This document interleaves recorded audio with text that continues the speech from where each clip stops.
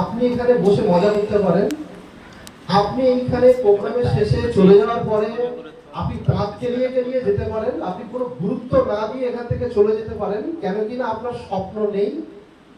কিন্তু যে মানুষগুলো আজকে এই যে জায়গাটা একটা নিজেদের প্রোগ্রাম করছে, ওরা এতদিন গফুর স্যার প্রোগ্রাম অ্যারেঞ্জ করতো, ওরা যেত টিমকে নিয়ে, ঠিক বলছি? এখন এখন আপনাদের স্যার, দুটো স্যার, শরীফুল খান আর আনিসুল লস্কর, এই দুটো স্যার মিলে আজকে এত বড় একটা প্রোগ্রাম অ্যারেঞ্জ করেছে। আপনার কাছে ভ্যালু না লাগতে পারে, অনেকের কাছে ভ্যালু লাগেনি বলে প্রোগ্রামেই আসেনি আজকে, গিয়ে আমার কি ঘোড়া টিমটা হবে। কিন্তু ওদের বলতে পারেন এটা রক্তকে জল করার আজকের একটা এই জায়গাটা পেতে গিয়ে রক্তটাকে জল করতে হয়েছে ওদের ঠিক দুজনের। যাদের এরকম ধরনের চিন্তা ভাবনা নেই, যারা এইভাবে একটু চিন্তা করে না, যারা এইভাবে একটু ভাবে না যে আমাকে এখানে কতটা সিরিয়াস থাকা দরকার, সে বুঝবে না। কেন বুঝবে না? কারণ সে এইভাবে 2.5-3 বছর ধরে মেহনত করেনি। সে সবে জয়েন করেছে 2 সপ্তাহ হচ্ছে, 2 মাস হচ্ছে, 4 মাস, হাইস্ট 6 মাস হচ্ছে, তো তার কাছে গুরুত্বটা লাগবে না। আজকে এখানে প্রত্যেকটা ফুলের ফোঁটা হচ্ছে প্রত্যেকটা স্বপ্ন। স্বপ্ন ছিল যে আমার সিনিয়র একদিন নিজেরা বড় অফিস বানাবো, নিজেরা সিনিয়রদেরকে ইনভাইটিং করব, তারা গাড়ি নিয়ে ঢুকবে, তাদের মাথায় ফুলের বর্ষণ হবে, তারা আসবে, আমার টিমকে ট্রেনিং করাবে, আমরা স্যার ম্যাডামদেরকে গিফট করব, আর আমার টিমের প্রোগ্রাম হবে। এইটা হচ্ছে স্বপ্ন। আর যে এই স্বপ্ন দেখতে পেরেছে তারা সব ফরেন ট্যুর করেছে, যারা এই স্বপ্ন দেখতে পেরেছে তারা সব গাড়ি নিতে চলেছে। অতএব আমাদেরকে প্রত্যেককে এখানে বসে কি শুনছেন মাথায় তো রাখবেন। সবথেকে এখানে বসে প্রত্যেকের মধ্যে যদি এই ইরাদা তৈরি না হয়, এই জেদ তৈরি না হয় যে আমিও দেখতাম শরীফুল স্যার সেদিন করে গফুর স্যার ট্রেনিং অ্যারেঞ্জ করতো, লোক নিয়ে যেত, আনিসুল লস্কর লোক নিয়ে যেত, আজকে তাদের নিজস্ব পার্সোনাল প্রোগ্রাম হচ্ছে। আমি প্রতিজ্ঞা দিচ্ছি আমারও একদিন 2026-এর শেষে আমারও যেন এরকম নিজস্ব একটা হল হয়। এই চিন্তাটা আমাদের প্রত্যেকের মধ্যে থাকা দরকার। কি সবে আইডি বের করেছেন, কি সবে একটা টুথপেস্ট ব্যবহার করছেন, এভরিওয়ান, প্রত্যেককে এই চিন্তাটা মাথায় থাকা দরকার। তাহলেই কাজ হবে, নাহলে আশা পুরো বেকার হয়ে যাবে। মাঝখান থেকে লাভ হয়ে যাবে কাদের? এই অটোওয়ালা গুলো যারা এনেছে আপনাদের, এই হলওয়ালা লাভ হয়ে যাবে। Yes or no? মাঝখানে এনাদের লাভ হয়ে যাবে, কিন্তু লাভ এনারা হোক নাকি আমরা লাভ করার জন্য এসেছি? কোনটা? হ্যাঁ, আমরা কাউকে লাভ করাতে আসিনি, না আমরা হলওয়ালা লাভ করাতে এসেছি, না আমরা গাড়ি ভাড়া করে এসেছি, না গাড়িওয়ালা লাভ করাতে এসেছি। আমরা এখানে প্রত্যেকে এসেছি একটা জেদ নিয়ে যে হ্যাঁ আমরাও 2026-এর শেষে এখান থেকে প্রতিজ্ঞা নিয়ে যা বেরোতে হবে এরকম যে 2026-এর শেষে আমার যেন নিজস্ব রকম হল থাকে। দম দরকার আছে? হাত দিয়ে দেখি, সত্যি আছে? বুঝে হাত তুলেছেন? এই প্রতিজ্ঞা নিতে হবে। এখানে সবাই ইয়েস করছে বলে আপনি ইয়েস করছেন, এতে কোনো লাভ হবে না। আপনি কতটা মন থেকে করছেন সেটাই সব থেকে বেশি ইম্পর্টেন্ট। আমি আমার আজকে এখানে স্পিচ বেশিক্ষণ দেব না, কিন্তু কিছু কথা বলছি, একটু মন দিয়ে শুনবো সবাই। মন থেকে কতটা করছেন সেটাই সবচেয়ে বেশি ইম্পর্টেন্ট। কতটা মন থেকে ভালোবেসে করছেন সবচেয়ে বেশি ইম্পর্টেন্ট। আজকে আনিসুল লস্কর চার দোকানদারওয়ালা, শরীফুল খান একটা সাধারণ ছেলে, তারা এরকম ধরনের একটা ট্রেনিং অ্যারেঞ্জ করেছে। কিন্তু আমার টিমে এরকম বহু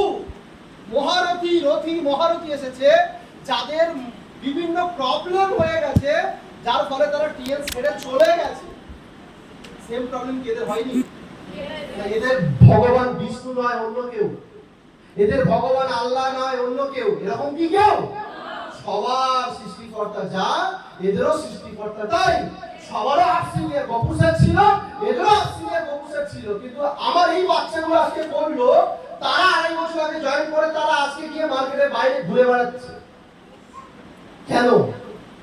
কারণ তারা বাধাটাকে বাধা মনে করেছে, আর এরা বাধাটাকে সিঁড়ি মনে করে উপরে উঠে গেছে।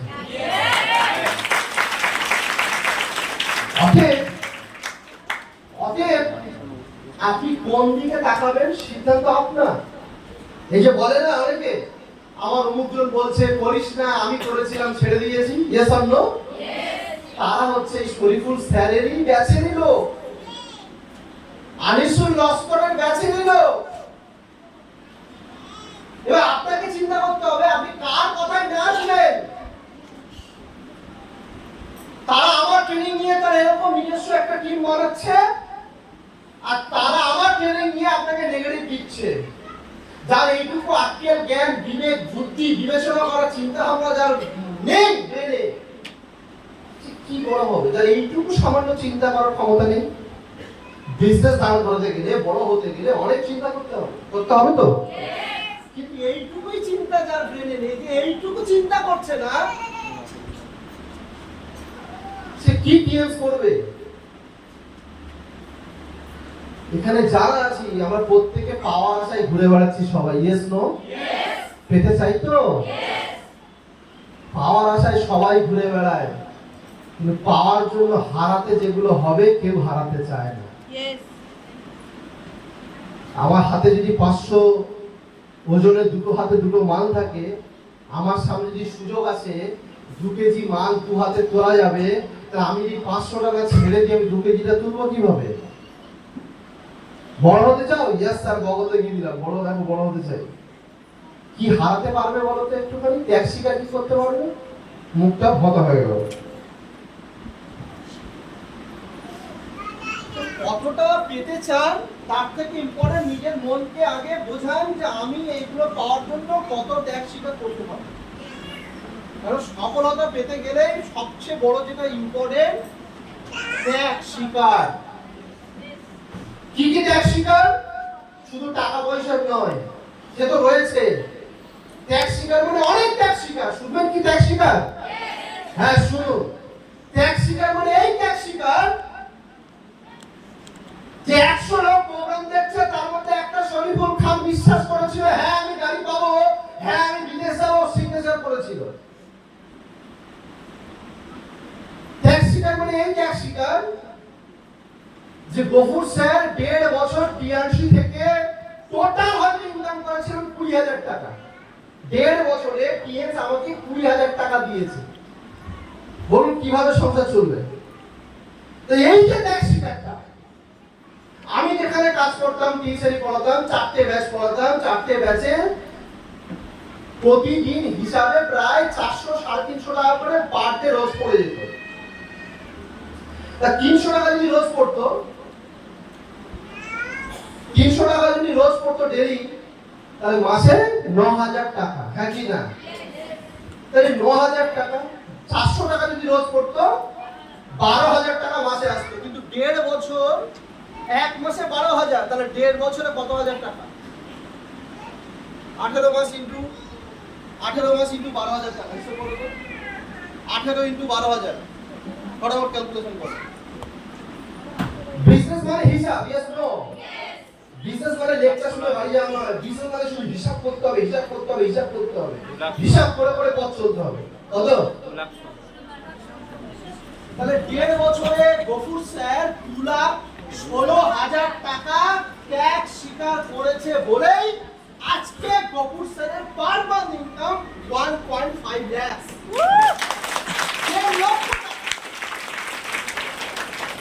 এই 1.5 লক্ষ টাকা আমি ওপেন দেখিয়েছি স্ক্রিনে। যারা সোনারপুরে